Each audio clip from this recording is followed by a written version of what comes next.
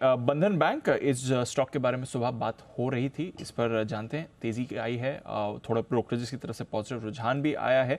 क्या कहना है ब्रोकरेजेस का, क्यों बाजार को पसंद आ रहा है? और अनिल जी की रेडार पर भी था आज सुबह। जानते हैं वरुण के साथ। वरुण बताइए। तो दीप, आपको याद होगा बंधन बैंक के नतीजे आए थे 14 तारीख को मेरे ख्याल से आए थे, और उसके बाद इस स्टॉक में अच्छी खासी गिरावट हुई थी क्योंकि ब्रोकरेज हाउसेस ने इसको डाउनग्रेड किया था। लेकिन अब Bank of America Merrill Lynch इस काउंटर को अपग्रेड कर रहा है, खरीदारी की सलाह दे रहा है और अपने लक्ष्य इन्होंने बढ़ा दिए है। लक्ष्य जो है 260 रुपये से बढ़ा के अब 300 रुपये का कर दिया, यानी कि 40 रुपये से अपने लक्ष्य को इन्होंने बढ़ा दिया है। इनका कहना है कि यहाँ पे एक बहुत बड़ा टर्न अराउंड जो है वो आपको देखने मिल सकता है, और इसके लिए ईपीएस में भी 2 से 7% के आसपास की बढ़ोतरी की है। इनका कहना है कि कंपनी के आगे चल के कंपनी के नतीजों में आपको सुधार देखने मिलेगा। नो डाउट इस बार जो एनपीएस बढ़े थे आरबीआई के रूल की वजह से, वो एक झटका लगा था, लेकिन शायद आने वाले क्वार्टर्स में ये झटका आपको नहीं लगते हुए दिखाई दे। इनफैक्ट जो ईपीएस का डाउन साइकिल इस कंपनी का चल रहा था, वो इनको लगता है कि अब पूरी तरह से खत्म हो चुका है। इनफैक्ट पिछले 1 साल में अगर आप देखेंगे तो स्टॉक ने बैंक निफ्टी को अंडर परफॉर्म किया है। करीब 50% के आसपास का अंडर परफॉर्मेंस जो है वो इस काउंटर ने दिया है। उसके चलते अब रिस्क रिवॉर्ड जो है वो काफ़ी फेवरेबल हो जाता है, और जितने भी नेगेटिव्स है वो सब कुछ इस काउंटर में प्राइस इन है।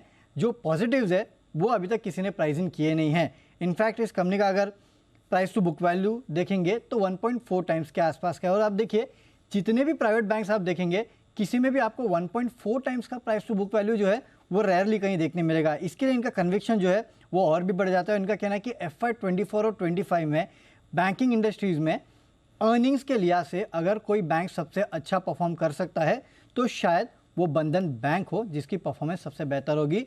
त्योहारी सीजन का भी बड़ा फायदा मिलेगा। इसके अलावा एक और बस जो मार्केट में चल रहा है दीप, वो ये है कि माइक्रो फाइनेंस कंपनी जो है उनमें आपने देखा कि लगातार अपग्रेड्स आते हुए हमें दिखाई दे रहे हैं, और कहीं ना कहीं बड़े बड़े बैंक्स भी माइक्रो फाइनेंस कंपनीज में एक्विजिशन की तरफ जा रहे हैं। ये आपने खबर सुनी होगी, और याद रखना चाहिए कि बंधन बैंक माइक्रो फाइनेंस कंपनी जो है इसके पास भी है, तो उस लिहाज से भी इसको अपने रडार पे रखेगा। Bank of America Merrill Lynch ने तो प्राइस टारगेट बढ़ा ही दिया है। आप कह रहे हैं बाकी बैंक्स की अर्निंग्स को ये आउट परफॉर्म करेगा? ये मैंने कह रहा हूँ, Bank of America Merrill Lynch कह रहा है। बंधन बैंक कर सकता है, क्योंकि इनका कहना है कि जितने भी नेगेटिव्स थे अब वो खत्म हो चुके हैं, और ईपीएस डाउन साइकिल चल रहा था इस बैंक का, वो अब रिवर्स होगा, और यहाँ पे आपको ईपीएस अप साइकिल देखने मिल सकता है।